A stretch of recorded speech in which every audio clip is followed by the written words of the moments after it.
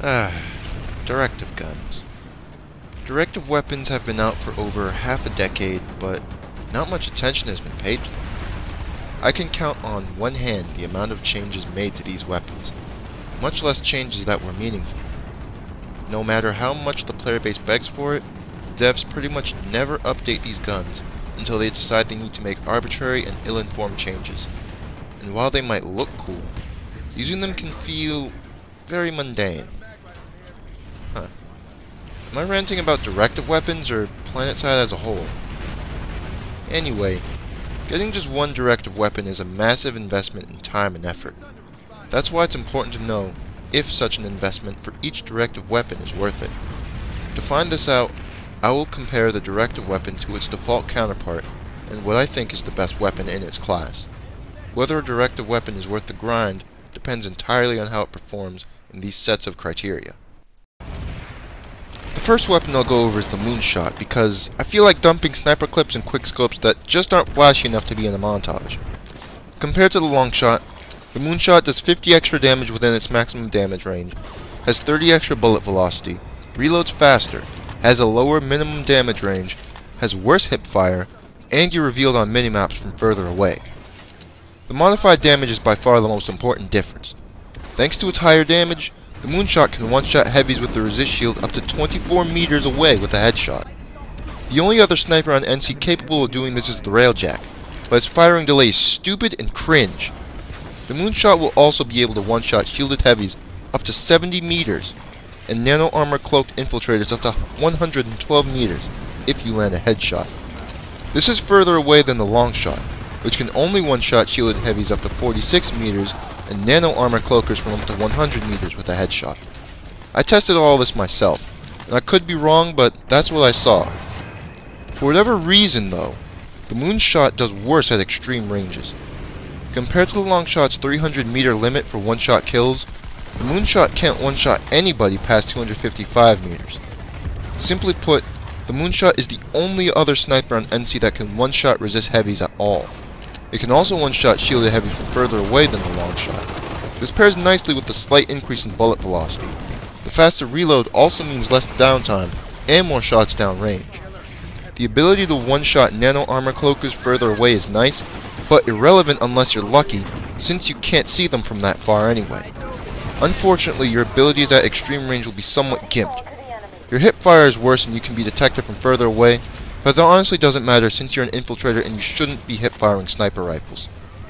Unless you routinely snipe enemies at 300 meters away and further, the Moonshot objectively speaking is an upgrade over the Longshot. Killing shielded heavies from further away is great, and it's cool that you can one-shot resist heavies without having to use the Railjack.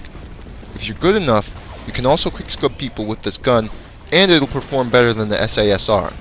You'll look cooler too. The faster reload is always welcome. If you're a dedicated sniper, the Moonshot is worth the grind. You have the stopping power and velocity of the Railjack to a certain extent, without the trigger delay fucking you over. Next up on this list is the Executive, and honestly there's not much to it, so this is going to be short. Compared to the Magshot, the Executive has worse damage fall-off and magazine size, but better accuracy when aiming or hip-firing. The Executive is also silenced, but has the same bullet velocity as an unsilenced Magshot. In other words, it's a silent Magshot with full velocity and more accuracy but less ammo. Putting the smaller magazine aside, the Executive might be an upgrade if you run silenced Magshots. If you don't run silenced Magshots though, it's a pure downgrade because you have worse damage fall-off and less ammo per clip. The Executive is also definitely worse than most NC and NS pistols especially. Unless you're concerned with prestige and flexing an achievement very few people have, the Executive isn't worth the grind at all. Just about any pistol you can buy with search is better, and the Directive is going to be a bitch to complete. But something tells me you already knew that. Moving on, we have the GD Guardian. Compared to the Warden, the Guardian has more velocity, accuracy when aiming, greater damage at a distance, worse hipfire, and a longer equip time. Fun fact, the Guardian actually has the highest bullet velocity out of every battle rifle in the game, with 680 meters a second. The Guardian is basically a Warden with high velocity ammo, a grip, and a compensator. Based on the stats, the Guardian is a straight upgrade over the Warden. Thanks to its perks, the Guardian is more effective at what it's meant to do. The worst hipfire always sucks, but you're not supposed to hipfire with a battle rifle anyway. The increased accuracy, velocity, and damage at a distance, meanwhile, let you drop people from further away, and far easier too. The gun takes slightly longer to equip, but if you use the Guardian like any other battle rifle, then such things will rarely matter. But how does it compare with its biggest competitor, the Bishop? The Bishop fires far slower and has less velocity, but does far more damage, and can 2-tap enemies at all ranges, as well as get the rare collateral kill. Meanwhile, the Guardian has more bullet velocity and rate of fire, but can't 2-tap enemies past 15 meters. The way I see it, the Guardian is far easier to use and is usable in close quarters, as well as being good up to medium range. The Bishop, meanwhile, is harder to use and is unusable at close range, but is excellent at medium range and good at long range. Normally, this is the part where I'd say the weapon that's best at close quarters is better, but not here. Yes, the Guardian is better than the Bishop at close range, but it's still worse than all automatic weapons at close range.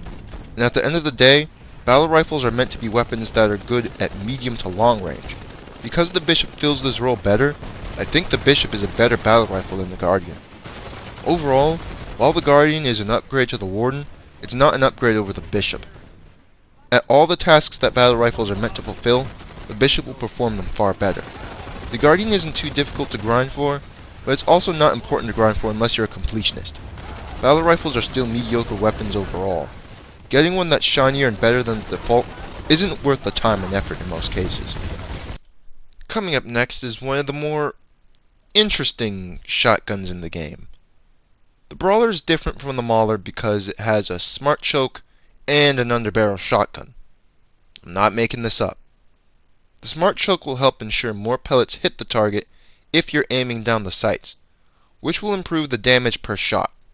For whatever reason, the smart choke also worsens your pellet spread if you hip fire.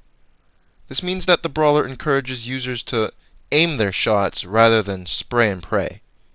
The Underbarrel Shotgun can also get a kill in emergency situations, but it's inconsistent and takes 2.5 seconds to reload. The Brawler is a downgrade to the Mauler with extended magazines. A Mauler with 10 rounds will be able to kill more people before reloading than a Brawler, even if its Underbarrel Shotgun gets a kill. The Brawler's main gimmick is memes and a tighter pellet spread when aiming down the sights. The worst pellet spread when hip firing isn't entirely welcome, but it's not crippling either. Unfortunately, that doesn't really translate into more kills per magazine. If you're one of those people who use slugs, then the Brawler definitely won't be for you, since the Brawler can't equip them. Of course, the Brawler also doesn't hold a candle to the other shotguns. The Sweeper has bigger magazines, and both the piston and pump action shotguns have far more firepower. There's a reason why all the scumbags run full autos or pump action shotguns. Overall, the Brawler isn't worth the grind unless you're a completionist or want a good meme. Every shotgun on the NC is better than the Brawler, and the Brawler itself is arguably less effective than a Mauler with extended magazines. This directive will still take time, but it's definitely the easiest to complete. Perhaps a bit too easy, because I feel like players will hate you for constantly using shotguns. The last of the directive guns that can be used by most classes is the Tempest. The Tempest and its fall from grace pisses me off the most. The Tempest is basically a Cyclone with extended mags, a grip, and high velocity ammo. Compared to the Cyclone, also known as the best SMG in the game, the Tempest has a lower maximum damage range, higher minimum damage range, slower reload speed, more accuracy, and a higher bullet velocity. What Daybreak Games sought to do is make the Tempest into a longer ranged version of the Cyclone, as well as just making an SMG that can perform well at range. This Tempest would sacrifice some of its effectiveness at close quarters in exchange for accuracy and more effectiveness at long range.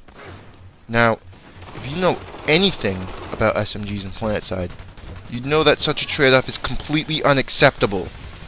The whole point of SMGs is so that you can be highly effective in close quarters in exchange for having virtually no effectiveness beyond such ranges.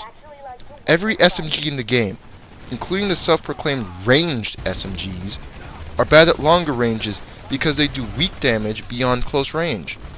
ARs, LMGs, and carbines will all beat an SMG at range. The Tempest is certainly not an exception. What we have here is a gun that's only slightly better at ranges where SMGs are ineffective, and worse at ranges where SMGs are effective. The Tempest as it stands right now is undeniably a nerf compared to its previous version, which was only slightly inferior to the Cyclone, but still a great weapon in its own right. It also goes without saying that the Tempest is definitely worse than the Cyclone, even if the Cyclone wasn't using soft point ammo. The only consolation is that the grind required to unlock the Tempest is far easier now. Back in the day, getting the Tempest required using the NS7 and MKV suppressed, two of the worst weapons in the game.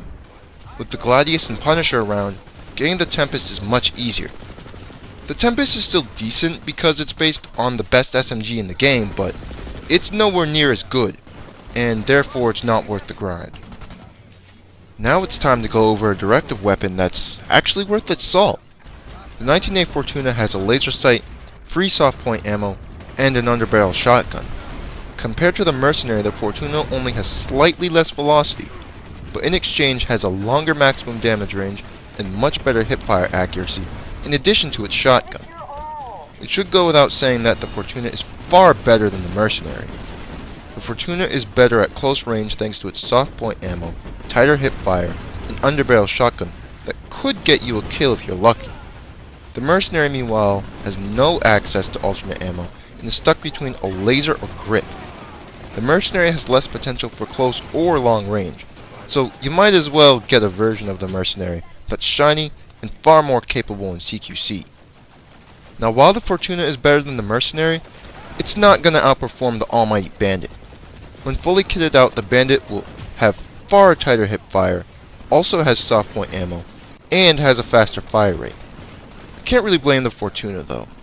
It's really tough to beat the NC's best carbine. Overall, I'd say the Fortuna is worth the grind. It might not be the Bandit, but the Fortuna is still a nice carbine in its own right. It's also better than the default version. If you want a shiny carbine that's good in general without losing a shotgun, then the Fortuna is for you. Coming up next is yet another victim of developer incompetence in regards to weapon balance. The Goss Prime prior to the nerf was simply a tiny upgrade to an average weapon. Now, it's arguably a side grade at best. The Goss Prime is a Goss rifle with a compensator, high velocity ammo, and a grip. This means greater accuracy when aiming down the sights, more damage at range, and greater bullet velocity, but worse hipfire accuracy and damage up close. If it wasn't for the damage nerfs at medium and long ranges, the loss in maximum damage range wouldn't be so bad. But because of the damage nerfs at range, most assault rifles became bad at medium to long range engagements. The Goss Prime fell victim to this as well, and even with all of its attachments, it's only slightly better to use at range thanks to its accuracy. At close range, the Goss Prime is definitely worse than the regular Goss rifle due to its worse hipfire and maximum damage range. It's not too bad of a nerf, but you'll still feel it. Thanks to the nerfs by devs, the only meaningful engagements are at close range unless you have a dedicated weapon for long range. The Goss rifle is not one of those weapons, even with its attachments, and neither is the Goss Prime. On top of the Goss Prime being merely a side grade to the Goss rifle, it's also not going to beat the Reaper DMR and Tross at long range, or the Carnage and GR22 at close range. The Goss Prime only has a tiny niche that prevents it from being useful, or worth the grind. Whether you choose to unlock the Goss Prime depends on how much you want the Directive score, not whether you want another viable weapon. You won't be getting it. Like last time, I'm going to end the video with what I think is the best gun. The Godsaw is a gun that is widely considered the crown jewel of Directive weapons on NC. The Godsaw is a Goss saw with free high velocity ammo, a grip, a free compensator, and an alternate fire mode that does chip damage to vehicles. This translates into more accuracy across the board, damage at longer ranges, bullet velocity, and utility against vehicles. While the Godsaw only has 65 rounds compared to the Goss Saw's 100 rounds, you have a much quicker reload time across the board as a result. Needless to say, the Godsaw is not only a direct upgrade over the Goss Saw, but a weapon that actually lives up to its name.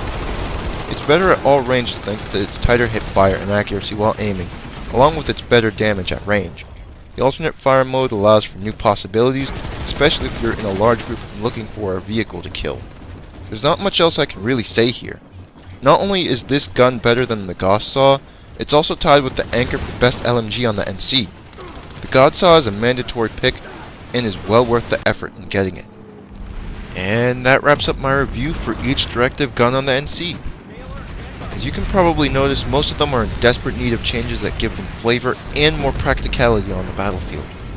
I wouldn't hold my breath for such changes coming out, however, so your safest bet is to grind for the best of the Directive weapons on this list. You can grind for the less viable weapons on this list if you so choose, but be prepared for disappointment as you realize how wasteful the effort was. Until next time, everyone, take care.